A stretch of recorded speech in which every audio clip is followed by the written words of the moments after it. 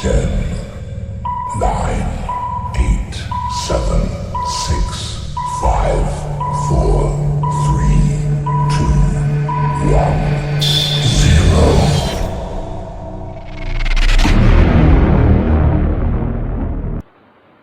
0. Sahabat-sahabat sekalian, tidak ada satu manusia pun di atas muka bumi ini yang tidak diuji oleh Allah Subhanahu Wa Taala.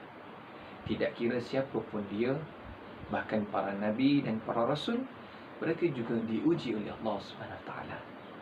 Benar, kita percaya dan kita yakin apabila kita diuji, kita akan berasa sedih. Apabila kita diuji, kita akan berasa pedih. Apabila kita diuji, kita akan merasa kehilangan. Sesungguhnya yakinlah bahawa ujian itu adalah satu proses daripada proses sepanjang kita hidup di atas muka bumi ini. Bahkan kehidupan di muka bumi ini juga merupakan satu ujian daripada Allah Subhanahu wa Ta'ala. Sebagaimana Allah Subhanahu wa Ta'ala berfirman dalam surah Al-Mulk, "Alladzi khalaqal mauta wal hayata liyabluwakum ayyukum ahsanu amala." Telah kami menciptakan kematian dan kehidupan tidak lain dan tidak bukan untuk melihat siapakah di kalangan hamba-hamba kami, di kalangan kita, di kalangan manusia, di kalangan jin, hamba-hamba Allah SWT ini, siapa di kalangan mereka yang paling terbaik amal solehnya. Apabila manusia diuji, manusia akan rasa terduduk. Bahkan kadang-kadang kita merasakan bahawa kehidupan ini telah menemui akan penamatnya. Kadang-kadang kita diuji dan kita tidak mampu bersabar. Kadang-kadang kesedihan yang melampau menyebabkan kita menyalahkan Tuhan. Dan akhirnya kita mati dalam keadaan kita tidak syukur, kita tidak redha dengan Allah Subhanahu Wa Taala. Pada satu hari Rasulullah sallallahu alaihi wasallam ditanya oleh seorang sahabat yang bernama Sayyidina Sa'ad ibn Waqqas radhiyallahu anhu. Sayyidina Sa'ad ibn Waqqas bertanya kepada Rasulullah, "Ya Rasulullah, ayyun nasu asyaddu bala?" Wahai Rasulullah, siapakah manusia yang paling berat ujiannya? Wahai Rasulullah. Lalu Rasulullah SAW menjawab dengan kalimah yang ringkas dan tuntas. Rasulullah menjawab kepada Sayyidina Sa'ad bin Waqqas, "Al-anbiya fal-amthal thumma al-amthal." Orang yang paling berat diuji oleh Allah itulah para nabi-nabi alaihissalatu wassalam. Mereka diuji oleh Allah dan mereka yang semisal dengannya dan mereka yang semisal dengannya. Orang-orang yang berusaha menjadi baik, orang-orang yang berusaha menjadi orang-orang yang terbaik di sisi Allah SWT, dan akan pasti ada ujian yang akan menghadapi dalam kehidupan orang yang berusaha untuk menjadi lebih baik. Sebab itu, pada video kali ini saya akan berkongsi 3 tips mudah bagaimana langkah-langkah yang mudah untuk kita belajar berdamai dengan ujian Allah Subhanahu Wa Taala. Yang pertama, apabila Allah SWT memberi ujian, kita kena belajar untuk yakin. Kita kena berusaha di jiwa kita. Kita kena paksa akal untuk mengatakan bahawa ujian yang Allah berikan ini sebagai tanda kasih sayangnya Allah Subhanahu Wa Taala. Apabila Allah sayang dengan satu-satu makhluk, bila Allah sayang dengan hamba-Nya yang bergelar manusia, Allah Subhanahu Wa Taala akan berikan ujian. Hasiban nasu an yutraku an yaqulu amanna wa hum la yuftanun. Apakah kalian merasakan bahawa kalian telah beriman sedangkan kalian belum diuji? Sungguh, apabila kita beriman kepada Allah, antara perkara yang wajib kita hadapi iaitu ujian. Bagaimana kita mendepani ujian, kita menguruskan ujian, dan akhirnya kita berjaya untuk melalui proses-proses ujian.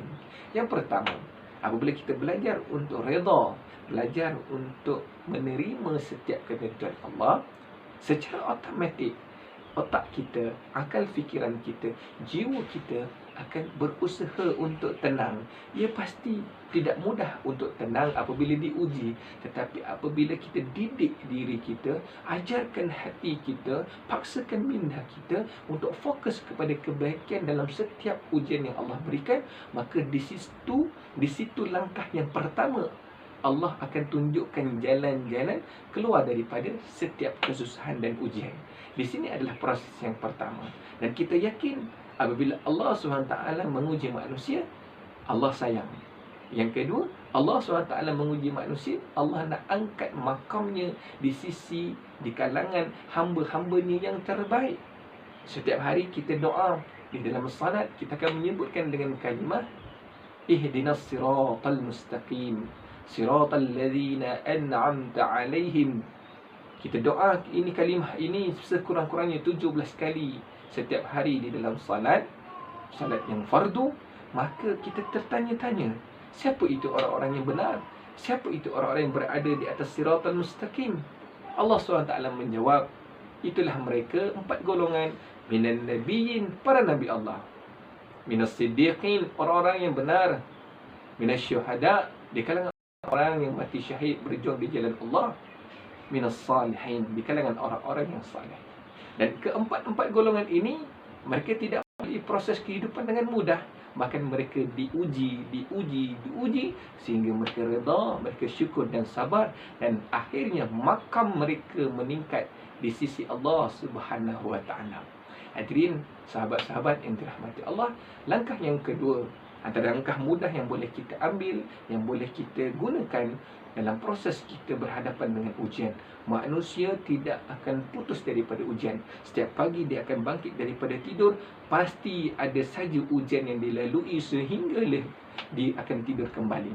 Daripada awal pagi sehingga lewat malam, beribu-ribu ujian yang akan dilalui, dan dia akan sedar bahawa kehidupan ini adalah satu proses untuk berdamai dengan ujian Allah Subhanahu wa taala. Hadirin mata Allah, langkah yang kedua iaitu kita berusaha apabila diuji, kita usaha untuk lihat orang yang lebih besar ujiannya daripada kita.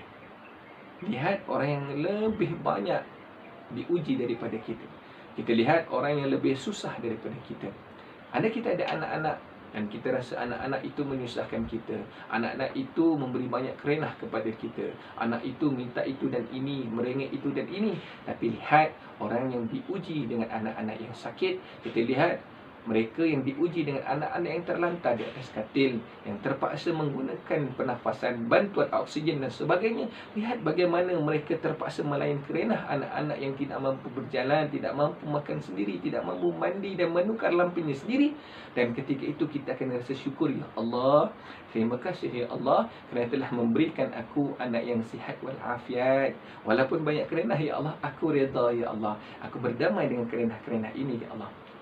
Dan orang-orang yang apabila kehilangan pekerjaan, kehilangan perniagaan, dan apabila diusaha lihat orang yang lebih rendah, orang yang tinggal di bawah jambatan, orang yang duduk di dalam kolong, orang yang duduk di timbunan sampah, maka di situ akan hadir satu perkara yang sangat menakjubkan. Apa dia tuan-tuan?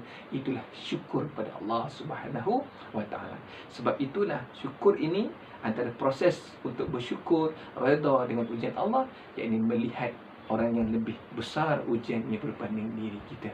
Ketika itu kita akan sedar, andai kita besar ujian yang Allah berikan pada kita, kita faham, kita sedar ada orang yang lebih banyak ujiannya berbanding diri kita sendiri.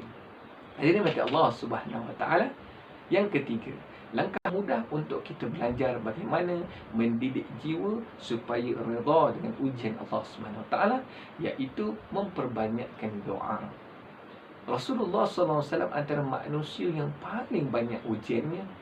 Sebab Rasulullah dipanggil sebagai Sayyidul Anbiya bin Rasul, penghulu bagi seluruh Nabi dan Rasul Allah SAW.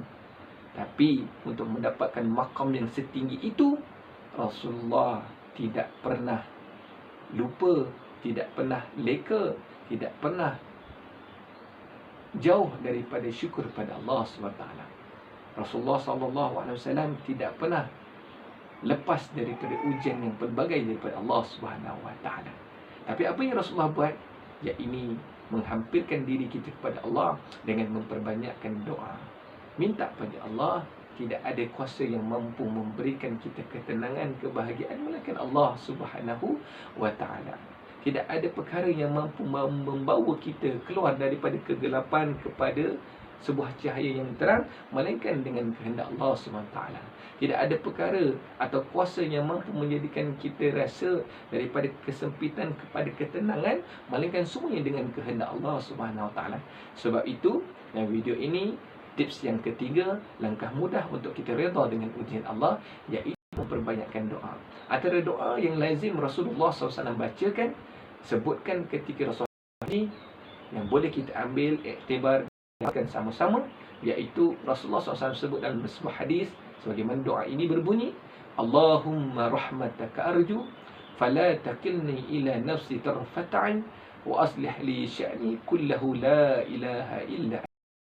Ya Allah, hanya rahmatmu yang aku harapkan, ya Allah. Hanya rahmatmu yang aku hajatkan, ya Allah. Ya Allah, jangan tinggalkan diri aku sendirian, ya Allah. Jangan tinggalkan diri aku sendirian, ya Allah, walaupun sekelip mata. Subhanallah. Doa yang sangat menusuk kalbu. Satu doa yang sangat menyedarkan kita bahawa tidak mampu yang kita lakukan atas muka bumi ini, melainkan semuanya dengan kehendak dan izin Allah SWT. Alam ta'lam anna Allah ala kulli syai'in qadir. Apakah kalian tidak memikirkan bahawa seluruh langit dan bumi dan isi-isinya, aturannya, prosesnya adalah dengan kehendak Allah SWT. Jadi sahabat-sahabat sekalian, berdamailah dengan ujian, redalah dengan ketentuan. Pasti ada jalan yang akan ditentukan oleh Allah Azza wa Jalla. Pasti insya-Allah kita akan lebih redha dan bahagia berjalan di atas muka bumi ini menjadi hamba yang beriman. Insya-Allah. Wallahu a'lam. Assalamualaikum warahmatullahi wabarakatuh.